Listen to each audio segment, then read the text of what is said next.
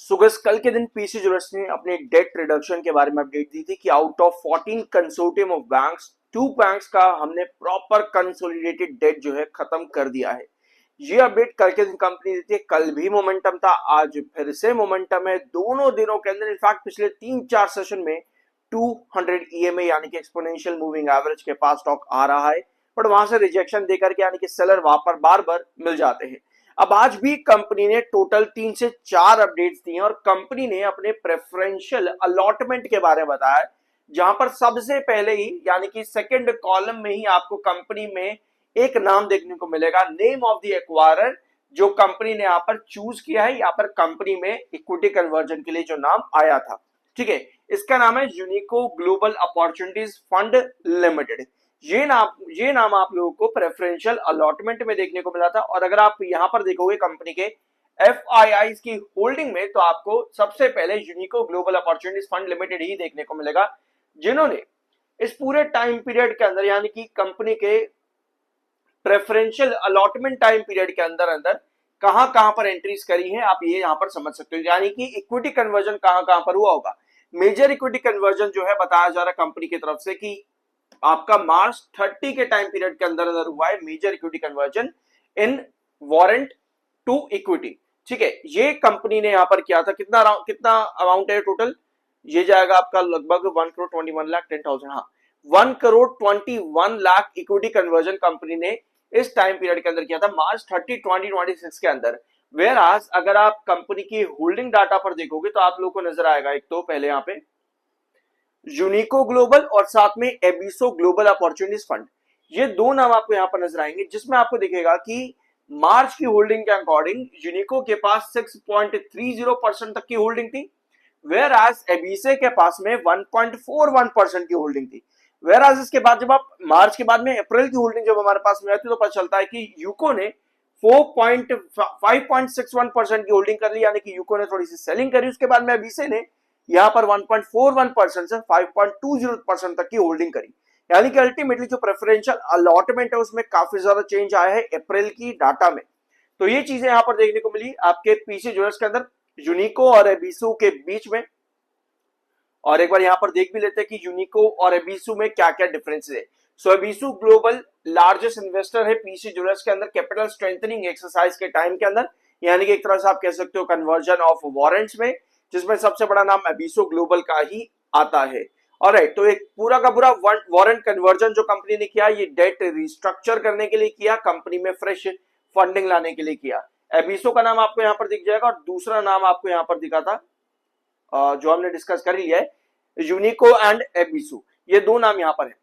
और इसके अलावा कंपनी ने पूरी अपनी डेट यहां पर बताई कि जुलाई 25 को हमने कितना कन्वर्जन किया, और सितंबर 10, 2025 में कितना कन्वर्जन, फरवरी 25 में कितना, और मार्च 30, 26 में कितना कन्वर्जन कंपनी ने किया है। सारी डिटेल्स कंपनी ने आज के दिन दे दी है।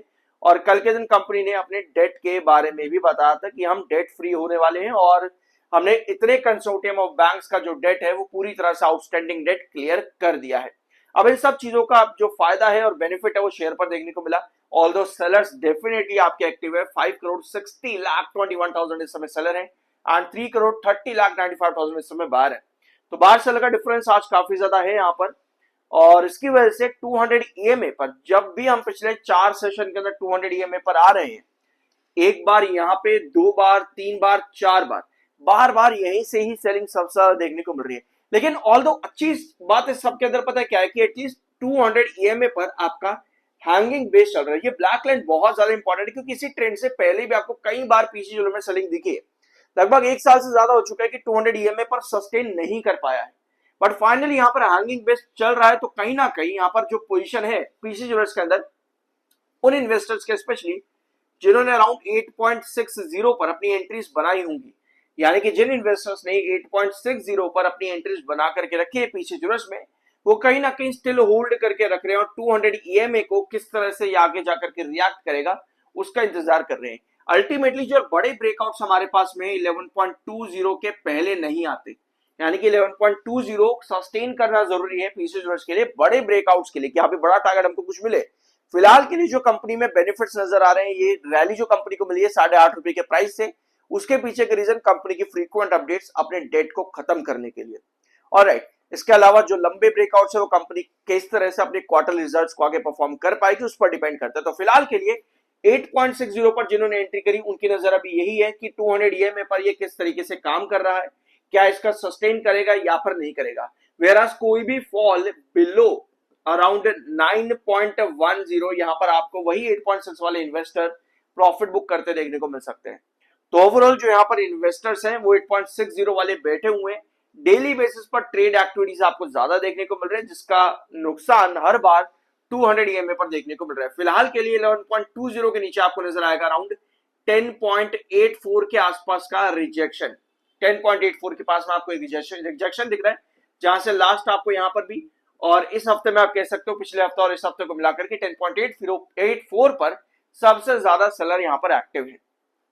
Alright, and 1 hour time frame के अकॉर्डिंग 9.18 1 आवर टाइम फ्रेम के अकॉर्डिंग 9.18 आपका इस समय क्रूशियल बेस है।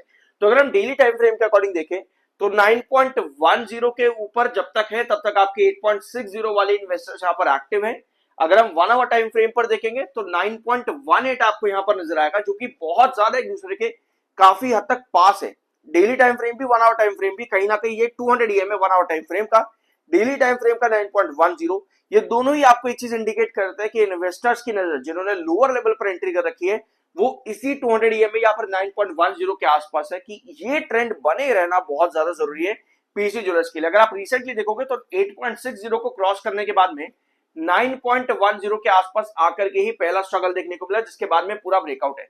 इनफैक्ट कल के सेशन और इस हफ्ते के पहले सेशन के अंदर भी आपको ये दिखेगा कि 9.10 आपका ब्रेकआउट पॉइंट यहां पर है, जिसकी वजह से कल भी और आज भी आपको 2 दिनों के अंदर ये ब्रेकआउट्स मिले। तो हर तरीके से अगर हम देखेंगे तो हमारे पास एक चीज नजर आती है कि 9.10 कितना इंपॉर्टेंट और हेल्दी पॉइंट है पीसी ज्वेलर्स में, डेली टाइम फ्रेम पर भी 1 आवर टाइम फ्रेम पर भी, जहां पर 8.60 वाले इन्वेस्टर्स ने अपनी होल्डिंग अभी भी बना करके रखी और 200 ईएमए डेली टाइम फ्रेम का सस्टेन करने के लिए वो लोग देख रहे हैं। इस वीडियो में कुछ नया जानने को मिला, सब्सक्राइब जरूर करना। I am NRSM certified. मिलता अगले वीडियो में।